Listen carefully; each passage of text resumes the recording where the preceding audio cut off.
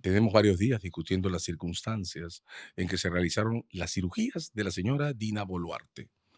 ¿Hay acaso alguna manera más clara de notar que prácticamente vivimos sin gobierno? A veces la señora Dina Boluarte sencillamente no está. Y honestamente, parece que, por lo común, eso nos importa bastante poco. No solo es un tema de las cirugías. Este gobierno aprobó en junio del 2023 una ley, es la 31810, que casi no discutimos. Introdujo un cambio en las rutinas constitucionales de la presidencia de la República particularmente importante. Ocurre que los poderes públicos, todos, en su conformación, en sus procedimientos, están plagados de protocolos simbólicos que tienen un sentido, que tienen una función en la representación de la autoridad que las altas magistraturas ejercen. Basta ver la forma ceremonial de las salas de la Corte Suprema o del Tribunal Constitucional, o el rigor de ciertas rutinas, como el Te Deum en las celebraciones de fiestas patrias, para notar que el simbolismo está unido a las expresiones, a la forma de comunicación del poder institucionalmente establecido. Es imprescindible notar que muchos de esos símbolos o señales están anclados en tradiciones. No tienen y no tienen por qué tener una explicación funcional, pero sí la tienen en términos históricos. Representan cosas que es necesario confirmar. Bien. Los viajes de la presidencia de la República forman parte de ese paquete. La presencia física de quien ejerce la presidencia en el país que gobierna está asociada a la idea básica de legitimidad y contacto con la población, de la capacidad de la presidencia para resolver situaciones de crisis. Tiene una serie de procedimientos alrededor, entre los que están la sucesión presidencial y la autorización parlamentaria para salir del territorio de la República. Claro, cualquiera puede notar que estos son protocolos que en términos prácticos se definieron allá por el siglo XIX, cuando salir de un territorio implicaba desconectarse de él. La República entera ha sido dibujada sobre una representación basada en diligencias, buques de viaje, en correspondencia que va por barcos.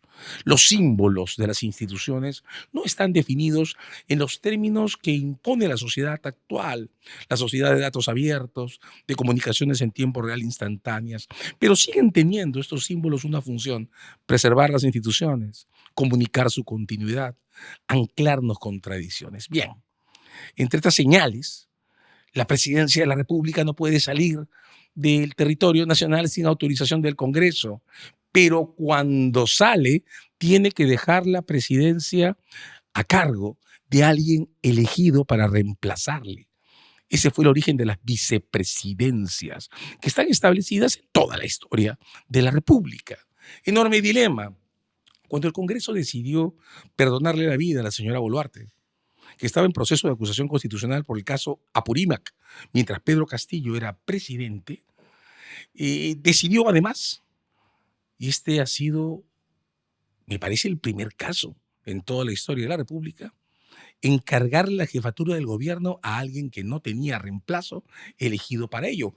Todos recordarán que Pedro Castillo fue elegido vicepresidente, con una sola vicepresidencia, la que ocupaba ella. El señor Cerrón, que era también vicepresidente en su lista, fue impedido de ejercer el cargo por las condenas penales que provocan que ahora esté prófugo. De modo que la señora Boluarte entró al gobierno sin vicepresidencia.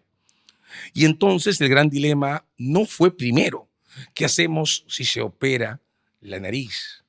El gran dilema fue, ¿qué hacemos si necesita viajar? Uno podría notar que la necesidad es práctica, las relaciones internacionales son importantes y necesitan una presidencia, pero el Congreso decidió autorizar los viajes de la presidencia en junio del 23 sin modificar la Constitución. Es decir, sin hacerse cargo del enorme peso que significa que la presidenta pueda no estar. Crearon un procedimiento de encargaturas y de decisiones digitales que honestamente no se alcanza a entender. La cuestión vinculada a la presencia física de la presidenta en el territorio no tiene que ver con que exista Internet. Tiene que ver con el modo en que se establecen las señales de comunicación política entre quien gobierna y la ciudadanía. Pero claro, el Congreso decidió no modificar la Constitución, no crear un procedimiento de reemplazo que en realidad completara institucionalmente ese vacío y dejar las cosas en una bruma que supone que el avión presidencial puede generar una señal de Internet lo suficientemente potente para que todos los problemas vinculados a la tradición que define la necesidad de la presencia física de la presidenta en el territorio se resuelvan. En la tradición de esta institución, la presidencia de la República, no estar en el territorio o abandonarlo sin autorización del Congreso, no estar físicamente de cara a la ciudadanía, ha sido siempre por un canal u otro, una cuestión que compromete la continuidad del gobierno. La Francia de 1791 creó una regla muy particular, incluso para las monarquías, en caso de abandono del territorio. Una monarquía constitucional en la Francia de 1791 perdía el trono por regla constitucional. Se abandonaba el territorio sin autorización de la Asamblea Nacional del Parlamento francés. Así de importante es este asunto, aunque parezca solo simbólico, y así de importante es que en junio del 23 el Congreso haya pasado por alto la necesidad de resolver el problema de la presencia física de la jefa de gobierno frente a la ciudadanía con una ley pasada de contrabando que rompe el esquema constitucional, pero eso a nadie le ha importado en más de un año de vigencia. Un año durante el cual, ya lo sabemos todos, la presidenta ha salido del territorio por lo menos 4 veces, son las más importantes, Brasil, Estados Unidos, China, Estados Unidos de nuevo, con una forma de reemplazo que no nos queda clara. A mí en lo particular no me queda clara en absoluto, pero que significa que durante todo ese tiempo la presidenta no ha estado. ¿Por qué nos sorprende entonces que sobre la base de esa fisura creada por el Parlamento, la señora Boluarte haya entendido que también podía no estar mientras era sometida a cirugías no determinadas por una necesidad clínica, son cirugías estéticas, sino elegidas por decisión personal, no consultada, no establecida, no autorizada por nadie? Cirugías estéticas. Uno podría decir que, de primera impresión, la decisión de someterse a ellas es estrictamente personal y compromete la vida íntima de una persona. Pues sí, el problema es que la presidencia de la República es un cargo que se ejerce 24/24. Esa es la razón por la que quien ejerce la presidencia tiene una residencia instalada en el lugar de gobierno. Vive gobernando. Gobernar, repito, en una de sus dimensiones, supone sostener una relación incluso física de presencia frente a la ciudadanía. ¿Recuerdan los balconazos de García Pérez? Bien, la presencia física de la presidencia forma un espacio de comunicación institucional que supone autorizaciones muy estrictas para autorizar su ausencia. Cuando la señora Boluarte decidió someterse a cirugías estéticas, pues no es solo que haya incurrido en la frivolidad de mejorar su aspecto o alguna parte de su aspecto o lo que sea, es que creó un espacio de privacidad en un cargo, la presidencia de la República, que no lo tiene. Las preguntas que se abren con estas cirugías no tienen que ver entonces con la apariencia de la señora Boluarte. Las cuestiones frívolas sobre lo que significan las cirugías, bueno, van en la caja de los Rolex, pero los Rolex tampoco tienen que ver solo con las preferencias estéticas de la señora Boluarte. Todas estas fisuras que se crean en las joyas y en las cirugías, lo que abren son espacios vacíos de control en los que se desarrollan relaciones privadas que en base al secreto desembocan en oportunidades de influencia. ¿Quién operó? ¿Quién pagó la operación? ¿Cuánto costó? En la historia que se está contando, aparentemente, el cirujano que aceptó el servicio intentó luego definir una relación de contratos públicos con el sector salud.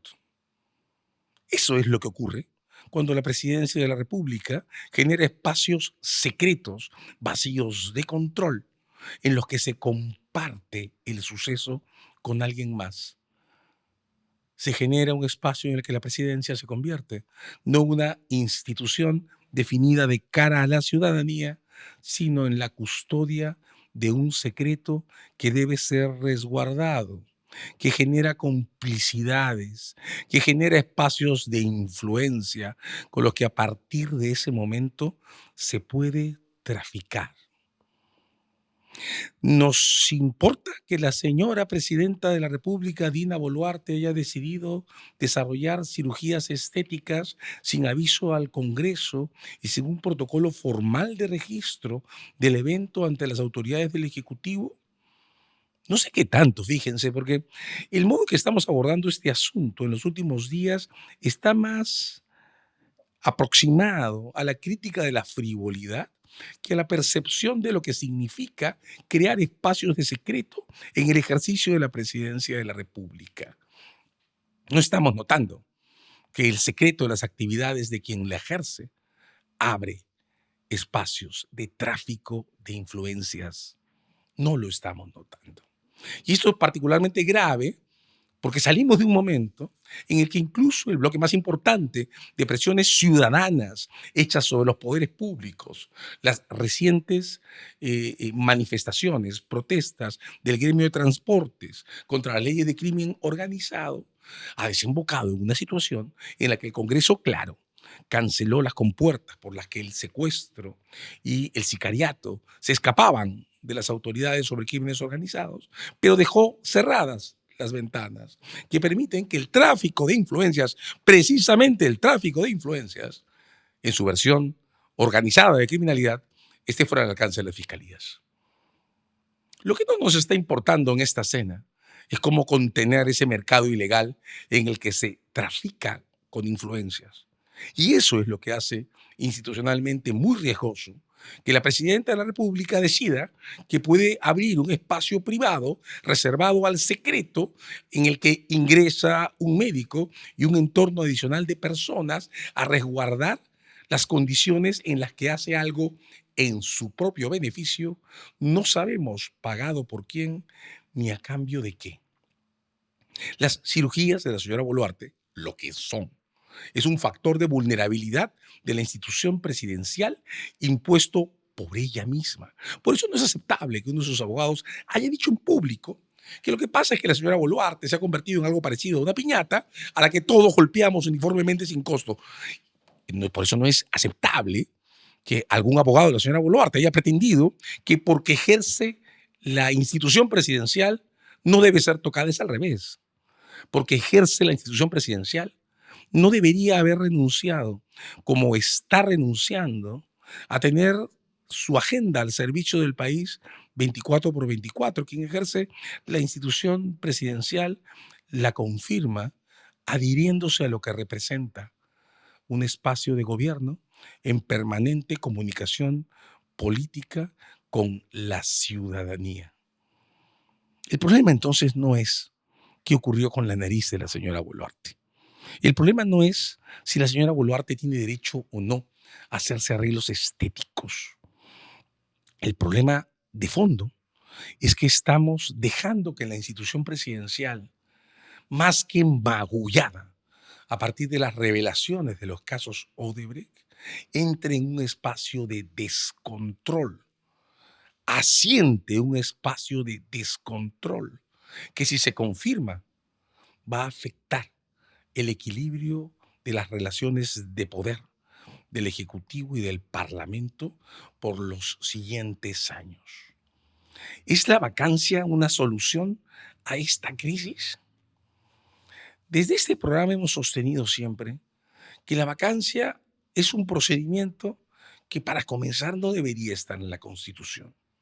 No está en las constituciones vigentes en ningún país de la región y solo eso, su no recepción en el derecho comparado, nos debería obligarnos a preguntarnos por qué la tenemos, por qué la hemos arrastrado a lo largo de casi toda la historia de la República.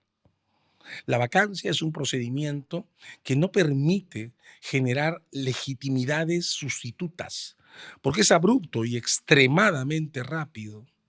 Hemos tenido ya dos procedimientos de vacancia, el de Vizcarra y el de Castillo, difíciles institucionalmente. El de Castillo provocado por su propia idea de utilizar un golpe de Estado como coartada narrativa para escaparse de los casos de corrupción que le estaban acechando. Pero en este momento la vacancia se ha instalado en nuestro esquema, no voy a decir sistema político, con una función en particular. Mantener a la presidencia de la República sujeta a los dictados del Congreso por el tiempo que el Congreso quiera, porque al modo en que se ha establecido en su desarrollo práctico, nuestra vacancia es una simple cuestión de votos.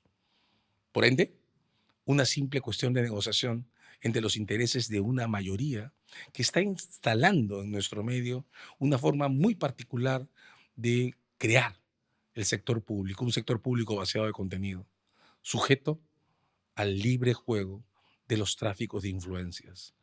¿Van a vacarla o no por esto? Yo no lo sé. Tengo claro que este gobierno no ha enfrentado aún ninguna forma de control político serio por la masacre de 50 personas asesinadas durante las protestas que comenzaron en diciembre del 22.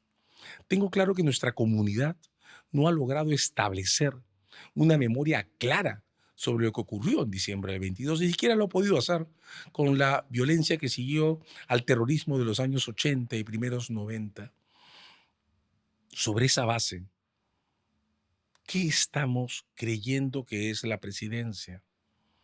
¿Qué cosa pensamos que va a pasar por el tiempo en que la señora Boluarte la siga ejerciendo? ¿Qué va a significar un eventual estallido del Parlamento decidiendo retirarla del cargo por cualquier razón no vinculada a las responsabilidades más profundas de este gobierno? ¿Y cómo vamos a reaccionar como ciudadanía a lo que está representando desde el gobierno que crea estas situaciones, desde el Parlamento que abre las compuertas para que se generen y se sostengan, el proceso de más agudo deterioro de la institución presidencial que hemos vivido a lo largo de la historia de nuestra república? ¿Es la vacancia una solución? No. Es la permanencia de este sistema que se ancla y se multiplica. Una solución tampoco. Necesitamos entender que la función de gobernar se refiere a resolver problemas de la ciudadanía, no los problemas legales de la presidenta de la República. Necesitamos entender que la representación se ejerce en una relación continua entre quienes están en el Congreso y quienes desde la ciudadanía enfrentamos las consecuencias de ese abandono en el que estamos sometidos. Si no va a ser desde los poderes públicos, es desde la ciudadanía que tenemos que volver a plantear estas cosas.